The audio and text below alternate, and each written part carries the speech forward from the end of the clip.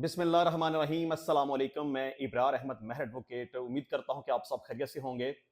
सिंध हुकूमत ने मलीर जेल से भागने वाले कैदियों के लिए एक पैकेज का ऐलान किया है। क्या पैकेज दिया गया, इस पर बात करेंगे। और इसके अलावा सोशल मीडिया पर एक खबर गर्दिश कर रही है, बल्कि वो ट्रेंड के ऊपर जा रही है कि टिकटॉकर मिशाल खान और उसकी बीवी मीना खान को कत्ल कर दिया गया है। इस हवाले से क्या तफसीलात हैं, इस पर बात करेंगे। और इसके अलावा बैरिस्टर गौहर अली खान साहब की आज इमरान खान साहब से मुलाकात हुई है और इमरान खान पीटीआई के पैटर्न इन चीफ बन गए हैं और उन्होंने एक बार फिर इस्टेब्लिशमेंट से मुज़ाकरात की ख्वाहिश का इजहार किया है। तो क्या इस्टेब्लिशमेंट इमरान खान साहब से मुज़ाकरात करेगी या नहीं करेगी, इस पर बात करेंगे। और इसके अलावा टिकटॉकर सना यूसुफ के कातिल ने दौरान तफ्तीश बता दिया है कि उसने सना यूसुफ को क्यों कत्ल किया, इस पर भी बात करेंगे। लेकिन सबसे पहले, जिस तरह से मैंने कल डिस्कस किया था कि अब हुकूमत की तरफ से एक पाबंदी लगने जा रही है कि अब किसी भी घर में एक से जायद बिजली के मीटर नहीं रखे जा सकते। पावर डिवीजन ने जो हुक्मनामा जारी किया है वो ये है कि एक घर एक सिंगल फेज मीटर। नई शराइत के तहत अगर कोई घर एक से जायद मीटर लगवाना चाहता है तो घर के हिस्से मुकम्मल तौर पर अलहदा पोर्शन हो, हर पोर्शन का अलग दाखिली और खारजी रास्ता हो, ऊपरी हिस्से में अलग किचन मौजूद हो। तो जनाब, अब जिनके घर में एक से जायद मीटर लगे हुए हैं ना, वो अपनी खैर मना लें, क्योंकि अब सिर्फ एक ही मीटर रहेगा। दूसरा, तीसरा या चौथा अगर मीटर है तो वो उतार लिया जाएगा। अच्छा जी, इसके अलावा लीमा खान साहबा ने कहा कि इमरान खान ने कहा है कि जब भी दबाव बढ़ता है मुझे डीलें भेज दी जाती हैं और मुतालबा किया जाता है कि मैं खामोश रहूं। तो क्या डील जी इमरान खान साहब को भेजी गई? कोई भी नहीं, क्योंकि इस वक्त मिलिट्री स्टैब्लिशमेंट और इमरान खान साहब के दरमियान जिस हद तक खलीज बढ़ चुकी है, तो इमरान खान साहब तो कहते हैं कि मैं मुज़ाकरात करने के लिए तैयार हूं, बार बार ऑफर कर रहे हैं कि मैं मिलिट्री स्टैब्लिशमेंट से बात करने को तैयार हूं। लेकिन जब कोई उनसे बात ही करने को तैयार नहीं है तो वो डील कैसे भेजेगा? अच्छा, इसके अलावा उमर अयूब ने कहा कि शहबाज शरीफ की मौजूदा रजीम में सिर्फ गधों की तादाद में इजाफा हुआ है और 2 टांगों वाले तमाम गधे उनकी पार्टी में है। इंतहाई बुरी बात, इंतहाई बेवकूफी पे मबनी बात, इंतहाई स्टूपिड बात। देखें, आपको अगर कोई गधा कहेगा तो क्या आपको यह बात सही लगेगी? तो अगर आप ये समझते हैं ना कि कोई दूसरा आपकी रिस्पेक्ट करे, तो उसके लिए जरूरी है कि आप भी दूसरों को रिस्पेक्ट दें। आप अगर दूसरों को गाली निकालेंगे, बुरा भला कहेंगे, जानवरों के साथ तशबीह देंगे, गधा खोता कहेंगे, तो जवाब में फिर आपके साथ भी वैसे ही होगा। बात करें, बात करने का राइट है, तनकीद करें, कर सकते हैं। लेकिन अगर आप गाली निकालेंगे तो फिर ये सोच के रखें कि गाली देंगे तो जवाब में गाली ही मिलेगी।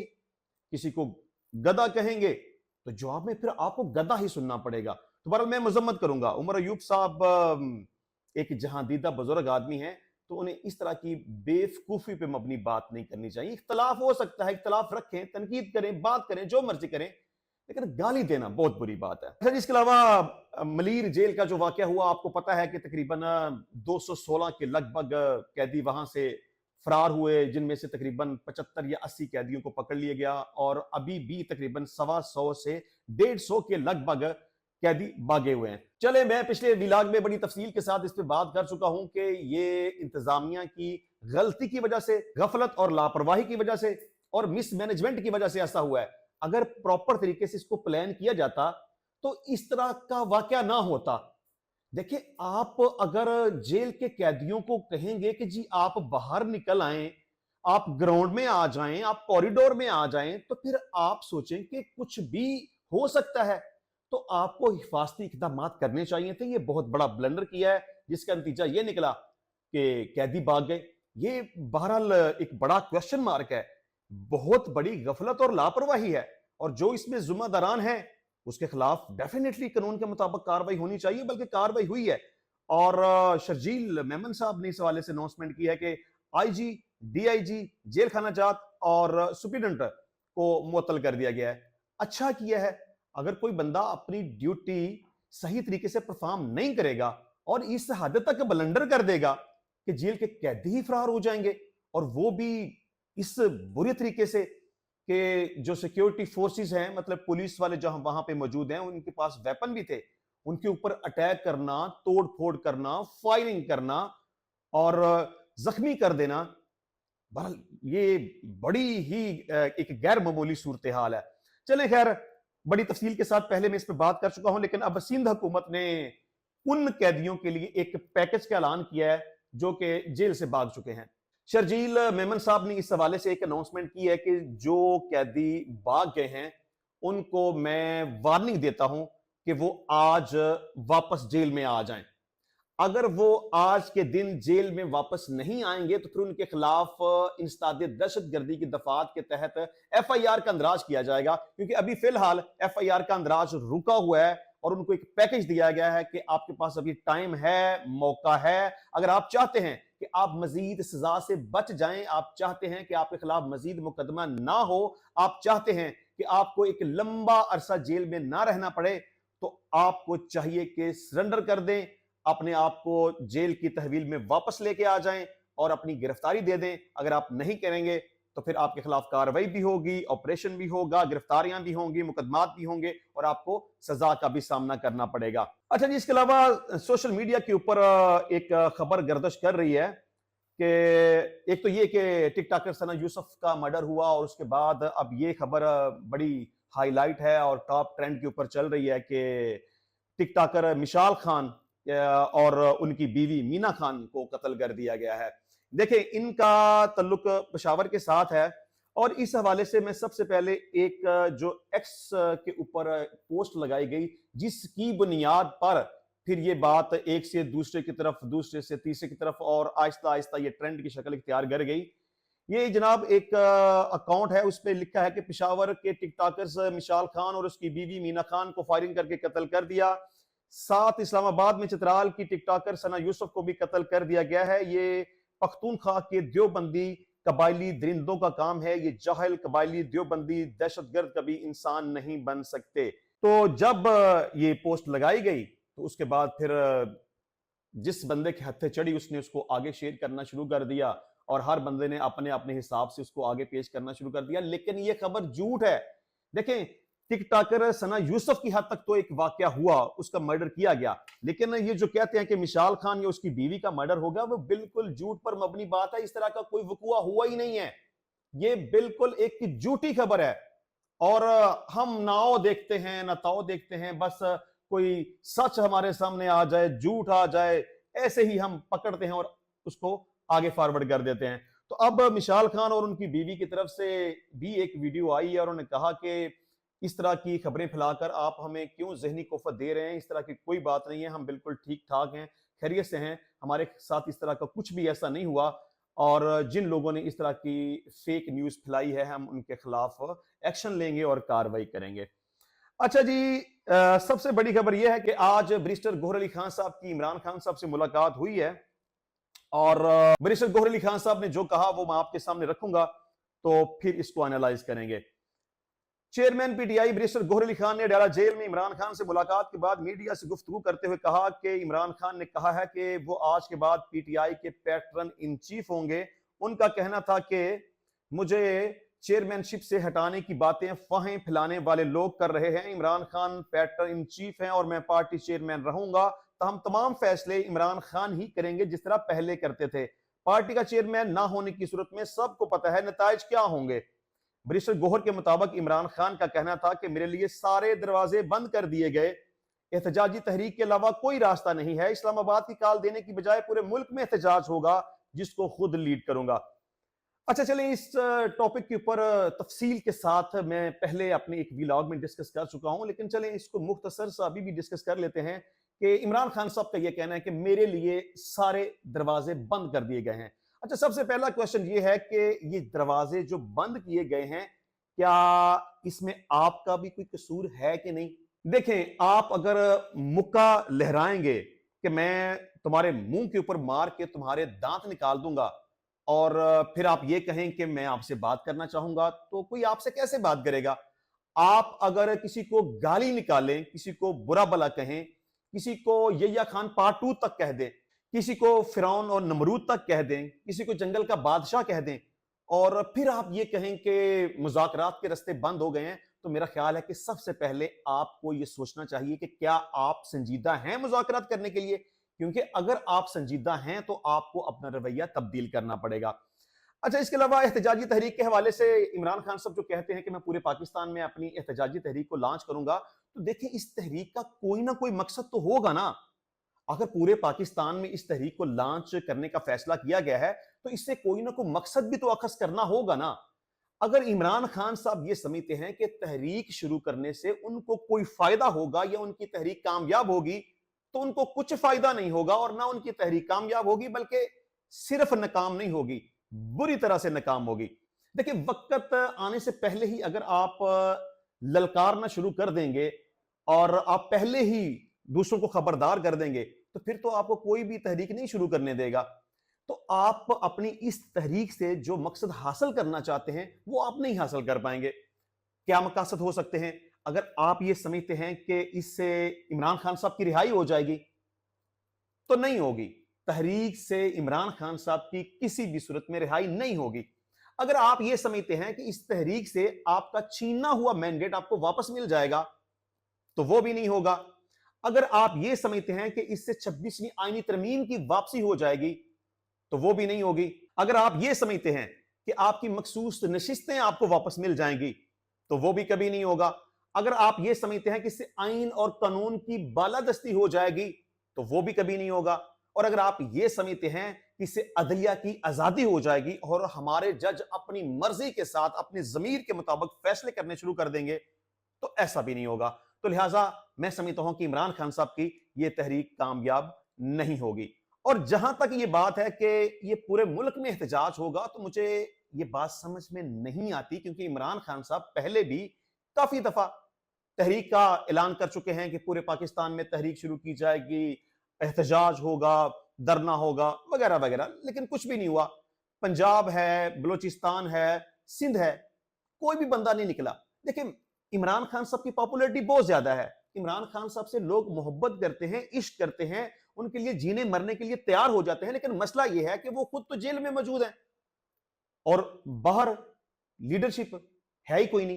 देखिए, जब लीडरशिप नहीं होगी तो अवाम को मोबिलाइज कौन करेगा, मोटिवेट कौन करेगा, बाहर लेके कौन आएगा?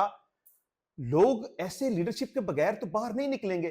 कौन चाहेगा कि मुझे मार पड़े, मेरे ऊपर मुकदमा हो जाए, मैं जेल में चला जाऊं? कोई भी ऐसा नहीं चाहेगा। तो सबसे पहले तो इमरान खान साहब को यह देखना चाहिए कि अवाम को बाहर कौन निकालेगा, ये तहरीक चलेगी कैसे, इसका पैटर्न क्या होगा, इसको कहां तक लेके चलना है, कितने दिन तक इसको चलाना है, इसको कामयाब किस तरीके से करवाना है। तो लीडरशिप का जो इस वक्त हाल है, मैं कहूंगा ना होने के बराबर है। तो फिर कैसे इस तहरीक को शुरू करेंगे, कैसे इसको किसी नतीजे पर पहुंचाएंगे, कैसे इसको कामयाब बनाएंगे? और जहां तक बात यह है कि मैं खुद इस तहरीक को लीड करूंगा, तो यह बात बिल्कुल भी मेरे समझ में नहीं आती। ऐसा नहीं होगा। देखिए, जिस दिन एस्टेब्लिशमेंट को या मौजूदा हुकूमत को इस बात की समझ आ गई ना कि इमरान खान साहब वाकई ही कोई तहरीक लॉन्च करने वाले हैं, उसी दिन इमरान खान के ऊपर पाबंदी लग जाएगी, कोई भी बंदा उनसे मुलाकात नहीं कर सकेगा। अभी तो 2 दिन है ना, मंगल और जुमेरात के पार्टी के लोग हैं, वकला हैं, उनकी बहनें हैं, फैमिली के लोग हैं, उनसे मुलाकात कर सकते हैं। लेकिन अगर तहरीक के हवाले से कोई अनाउंसमेंट हो गई, तो इमरान खान साहब इस तहरीक को लीड नहीं कर पाएंगे और मुलाकातें रोक दी जाएंगी। अच्छा जी, चेयरमैन पीटीआई ने कहा कि एहतजाज की जिम्मेदारी हमेशा अली मीर गंडापुर को दी जाती है, लेकिन अब ऐसा नहीं होगा। एहतजाजी तहरीक के हवाले से तमाम हदायत उमर अयूब को दी जाएंगी और मुख्तलिफ लोगों को मुख्तलिफ जिम्मेदारियां दी जाएंगी। अच्छा, इमरान खान साहब ने यह खैर बड़ा अच्छा काम किया है। अली मीर गंडापुर को अगर उन्होंने सीन से हटा दिया है ना, तो यह बहुत अच्छा किया है, क्योंकि अली मीर गंडापुर को वो पहले बारहा दफा आजमा चुके हैं। देखिए, कोई ऐसा बंदा जिसके ऊपर आप इतनी बड़ी रिस्पॉन्सिबिलिटी डाल दें और वो भाग जाए। देखिए, 2 वाकयात हुए हैं ना कि केपीके से काफिले को लेके इस्लामाबाद में अभी दाखिल भी नहीं हुआ और अपने लोगों को वहीं पे छोड़ के बगैर बताए इमरान खान की हुक्म अदूली करते हुए वहां से भाग गया।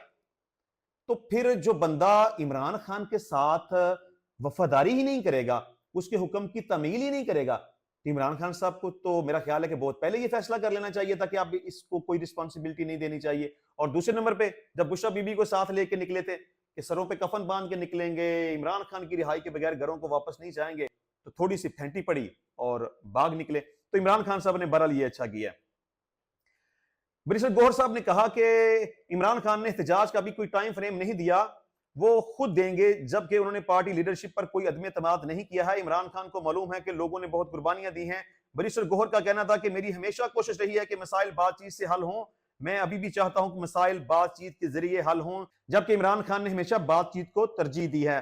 देखिए, अगर आप आइन और कानून के अंदर रहते हुए एहतजाज करना चाहें तो ये आपका राइट है, लेकिन मसला यह है कि पाकिस्तान तहरीक इंसाफ के साथ इस वक्त मिलिट्री एस्टेब्लिशमेंट के जो मामला चल रहे हैं, तो मैं ऐसा नहीं समझता कि पाकिस्तान तहरीक इंसाफ को कोई इतनी आसानी से एहतजाज करने देगा। उनका कहना था कि इमरान खान के केसेस लगते हैं तो सुनवाई नहीं होती, मखसूस नशिस्तों पर अदालतें फैसला नहीं कर रही, हम चाहते हैं कि कॉमन सेंस प्रिवेल होनी चाहिए। चलें जी, मखसूस नशिस्तों के हवाले से तो मैं अपनी राय का पहले भी इजहार कर चुका हूं। मैं ऐसा नहीं समझता कि सुप्रीम कोर्ट ऑफ पाकिस्तान की तरफ से पाकिस्तान तहरीक इंसाफ को मखसूस नशिस्तें मिलेंगी।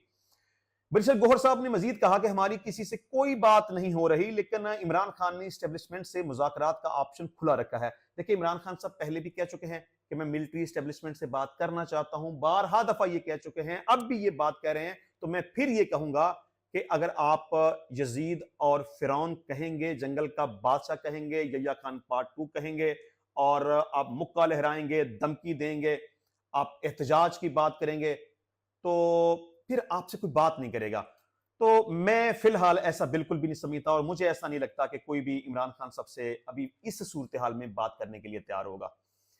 अच्छा जी, इसके अलावा टिकटॉकर सना यूसुफ का कातिल आपको पता है कि गिरफ्तार हो चुका है, और सना यूसुफ का मोबाइल फोन भी उससे रिकवर हो चुका है। जिस पिस्टल से उसने फायर मारे थे वो पिस्टल भी रिकवर हो चुका है, और पुलिस ने अपनी इन्वेस्टिगेशन में ये बात कही है। ये प्रेस कॉन्फ्रेंस की थी आईजी इस्लामाबाद ने, और उन्होंने ये कहा कि मुलजिम को पकड़ने के बाद हमने उससे इन्वेस्टिगेशन की है, उससे पूछगिछ की है, और हमें मुलजिम ने ये बात बताई है कि मैंने खुद को बार बार रिजेक्ट होने की वजह से सना का मर्डर कर दिया।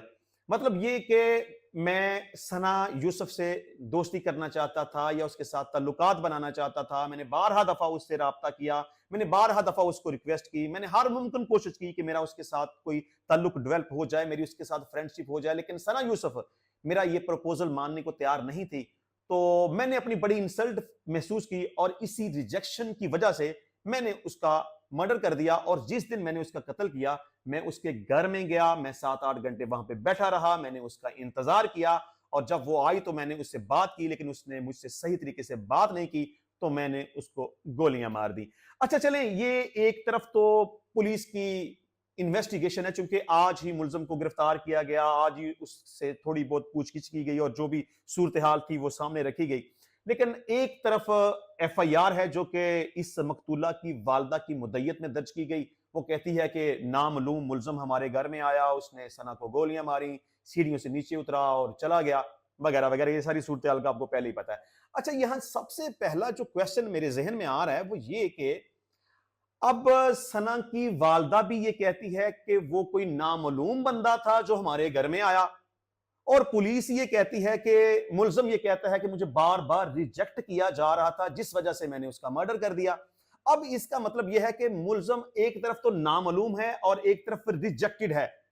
तो जब कोई नामालूम मुलजिम है या कोई रिजेक्टेड पर्सन है जिसका प्रपोजल एक्सेप्ट नहीं किया जा रहा, तो इसका मतलब यह है कि उस फैमिली के साथ उसके ताल्लुकात सही नहीं है। तो फिर एक ऐसा मुलजिम जिसका उस फैमिली के साथ कोई ताल्लुक वास्ता ही नहीं है, वो उस घर में दाखिल कैसे हो गया? ये बात मेरी समझ में नहीं आ रही कि एक फैमिली है, घर है, रात का टाइम है, शाम के बाद का लगभग, तो मतलब क्या कोई दरवाजे ऐसे खुले हुए थे कि जनाब जिस बंदे का जी चाहे घर में घुस जाए और जिसको चाहे वो टारगेट कर दे, और जिसको टारगेट करना है उसके बारे में भी उसको पता हो कि वो कहां पर मौजूद है, वो घर में दाखिल होता है, सीढ़ियां चढ़ता है, कमरा ढूंढता है, गोली मारता है, सीढ़ियां उतरता है और निकल जाता है। अब ये बात बिल्कुल भी समझ में नहीं आती कि एक ऐसा बंदा जिसको उस फैमिली से वास्ता ही कोई नहीं है, वो किस तरह से घर के अंदर दाखिल हो गया। मेरा ख्याल है कि बहुत कुछ ढका छुपा है। फैमिली को मेरा ख्याल है कि सारी असल सूरत हाल का पता है, लेकिन वो शायद एक्चुअल स्टोरी पुलिस को बताना नहीं चाहते। ये ऐसा मेरा ख्याल है। और वैसे भी मुलजिम तो अभी गिरफ्तार हुआ है, फिलहाल तो जो इब्तदाई उसकी जो स्टेटमेंट है वो सामने आई है, तो मैं समझता हूं कि फिलहाल अभी कुछ भी क्लियर नहीं है। अभी मजीद इन्वेस्टिगेशन होगी, बहुत सारे नए पोल खुलेंगे, बहुत सारे नए राजों से पर्दा उठेगा, फिर कोई हकीकत सामने आएगी। फिलहाल जो पुलिस कह रही है वो भी मैं इत्तेफाक नहीं करता, जो मुल्जिम कह रहा है उसके ऊपर भी मैं इत्तेफाक नहीं करता, जो मुद्दईया ने अपनी एफआईआर में लिखा मैं उसके ऊपर भी इत्तेफाक नहीं करता। आइंदा आने वाले दिनों में जैसे जैसे सूरत वाज़ेह होती जाएगी इंशाल्लाह उसको डिस्कस करते जाएंगे। मिलते हैं नेक्स्ट टाइम नई वीडियो में नए टॉपिक के साथ, तब तक के लिए इजाजत दीजिए। अल्लाह हाफिज।